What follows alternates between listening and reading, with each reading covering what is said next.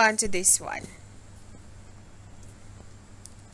So, as we learned before, this is called a cyclic quadrilateral.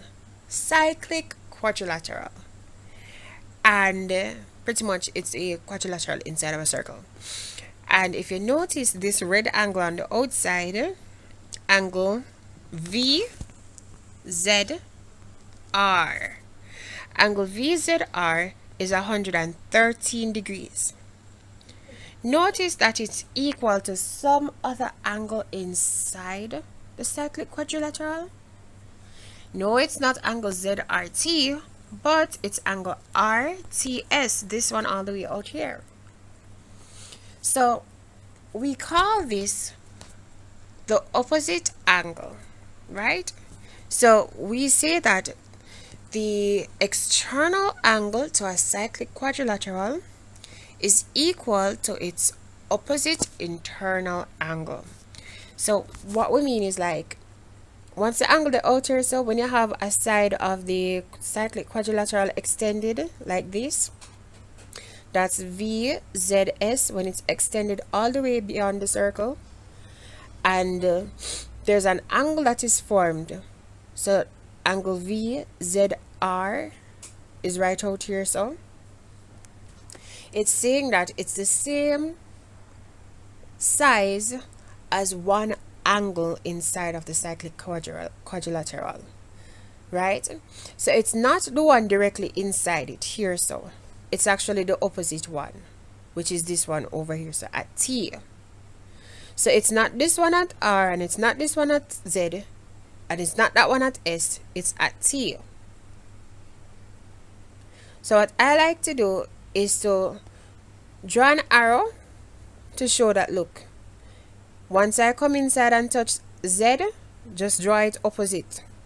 Draw it to the point or the opposite corner. When I draw it to the opposite corner, it will always touch that opposite angle, right?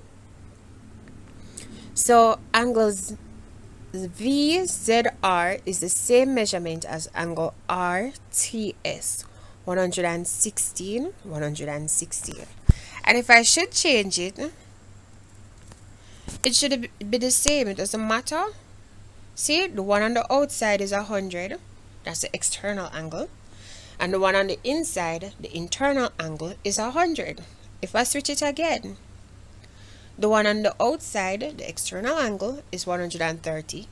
And the one on the inside is 130. Let's look at another one. Similar to it is this one. Right?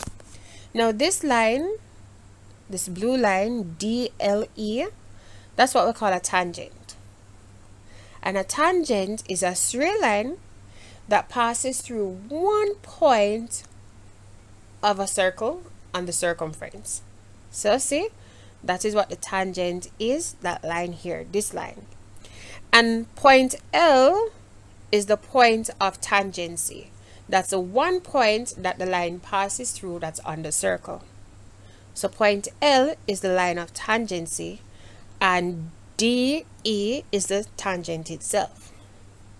So this theorem says, where just like the one before, the external angle formed by a tangent this time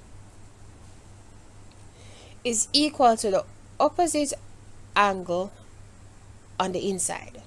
So the opposite internal angle.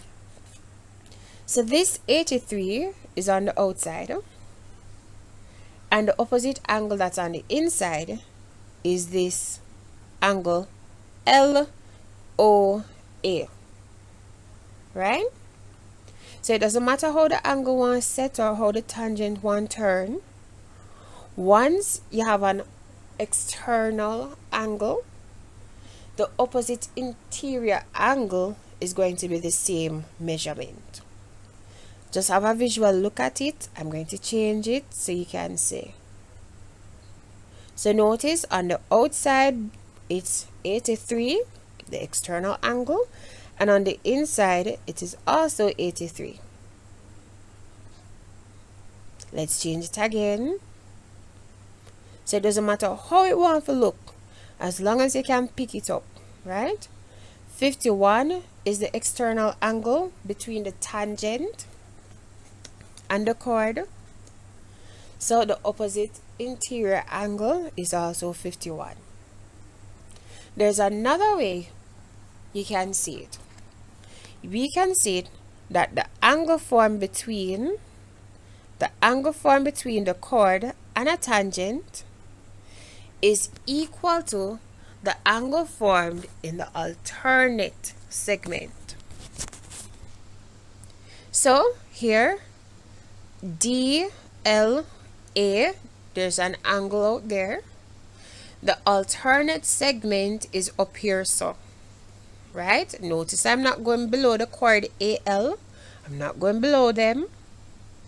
So in the alternate segment, this angle O is going to be 44, the same as the angle between the chord here and the tangent there.